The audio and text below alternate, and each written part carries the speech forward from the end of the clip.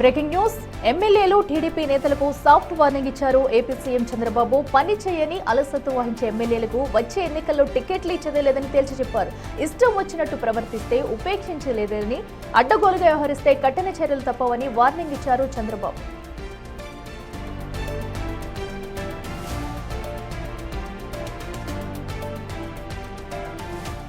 నేతల పనితీరుపై ప్రజల నుంచి నేరుగా ఫీడ్బ్యాక్ తీసుకుంటామని తేల్చి చెప్పారు సీఎం. ఒకవేళ సభకు వచ్చిన ప్రజలు చేతులెత్తకుంటే ఎమ్మెల్యే కరెక్ట్ చేసుకోవాలన్నారు. ఒకవేళ ఎమ్మెల్యే కరెక్ట్ చేసుకోకుంటే మీ తరపున నేను ఉంటానని, ఎమ్మెల్యే తరపున ఉండనని తేల్చేశారు. ఈ విషయంలో ఎమ్మెల్యేలు సమర్థవంతంగా పనిచేయాలని సూచించారు సీఎం చంద్రబాబు.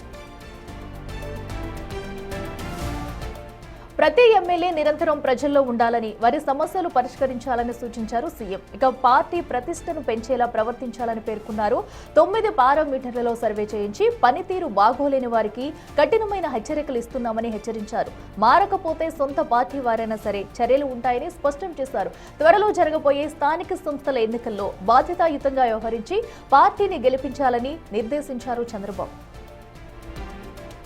ఈ రాష్ట్రాన్ని నెంబర్ 1 రాష్ట్రంగా తయారు చేయాలి. తెలుగు జాతిని నెంబర్ 1 తెలుగు జాతిగా ప్రపంచంలో తయారు చేయాలని నా సంకల్పం. అలాంటప్పుడు ఎమ్మెల్యేలందరూ కూడా సమర్థవంతంగా పనిచేయాలి. మీ ఆనందం చూసా, మీ అభిమానం చూసా కుమార్ రాజాని అభినందిస్తున్నాను. ఇప్పుడు నిజంగానే అభినందిస్తున్నానని చెప్పి కూడా నేను మీకు తెలియజేస్తున్నాను. నేను అందుకే ఇది అవుతానే ఆఫీసర్స్ కూడా మీకే చదివి వినిపిస్తాను. ఎవరు పని చేస్తున్నారు, ఎవరు పని చేయలేదు, నేనేదో తయారు చేయడం లేదు.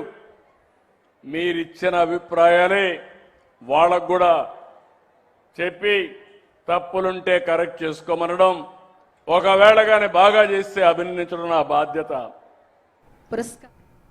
రెడ్డికి మరింత సమాచారం మా ప్రతినిధి శివ లైవ్ లో అందిస్తారు. శివ, చెప్పండి. ఇప్పటికే పలుమార్లు వార్నింగ్ ఇవ్వడం చూస్తున్నాము. అయితే మరొకసారి ఎమ్మెల్యేలకు అటు నేతలకు కూడా పని చేయని వారిని తీసేస్తామంటూ, వచ్చే ఎన్నికల్లో టికెట్లు కూడా దొరకమంటూ కూడా నిర్దాక్షిణంగా చెప్పారు. సో ఇప్పటికైనా ఎమ్మెల్యేలు ఎవరైతే ఉన్నారో వారిలో మార్పు వస్తుందనుకోవచ్చా? సో ప్రస్తుతం ఏంటి రాజకీయ పరిస్థితులు ఎలా ఉన్నాయి?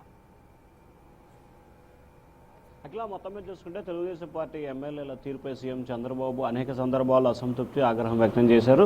ముఖ్యంగా ఇటీవల కాలంలో 4-5 ఎమ్మెల్యేల తీరు, అలాగే ఒక 30-35 మంది ఎమ్మెల్యేల వ్యవహార శైలి చాలా ఇబ్బందికరంగా ఉంది. ఎన్నిసార్లు చెప్పినా వారి తీరులో మార్పు వచ్చిన పరిస్థితి కనిపించట్లేదు. అయితే కొంతమంది మారుతున్నట్టు కనిపిస్తున్నప్పటికీ క్షేత్రస్థాయిలో ఆ పరిణామాలు మాత్రం కనిపించట్లేదని సీఎం చంద్రబాబు చెప్తున్న పరిస్థితి కనిపిస్తోంది. ఇక తాజాగా ఆయన పామర్ నియోజకవర్గంలో పర్యటించిన సమయంలో కూడా ఎమ్మెల్యేల పనితీరు ఎప్పటికప్పుడు సమీక్షిస్తాను, వారు ప్రజల మద్దతు గనక లేకపోతే ఖచ్చితంగా నిర్దాక్షిణ్యంగా తొలగిస్తాను, తనకి ప్రజలే ముఖ్యం, అధికారులైనా ఎమ్మెల్యేలైనా ప్రజాప్రతినిధులైనా ఎవరైనా సరే ప్రజలకు అందుబాటులో లేకపోతే మాత్రం హెచ్చరికలు తప్పవని చెప్పి ఆయన కీలకమైన స్పీట్ వార్నింగ్ ఇచ్చిన పరిస్థితి కనిపించింది. అలాగే ఒక్కొక్క ఎమ్మెల్యేపై నియోజకవర్గ స్థాయిలో 9 రకాల పారామీటర్లు సర్వే నిర్వహిస్తాను, ఆ సర్వేలో వారు ఖచ్చితంగా విజయవంతం అవ్వాలి, అయితేనే వచ్చే ఎన్నికల్లో టికెట్ ఇస్తాం, లేకపోతే ఇచ్చే పరిస్థితి లేదని చెప్పి కూడా సీఎం చంద్రబాబు ఖరాఖండిగా తేల్చి చెప్పిన పరిస్థితి. దాదాపుగా తెలుగుదేశం పార్టీకి సంబంధించి 134 మంది శాసనసభ్యులు ఉన్న పరిస్థితి కనిపించింది.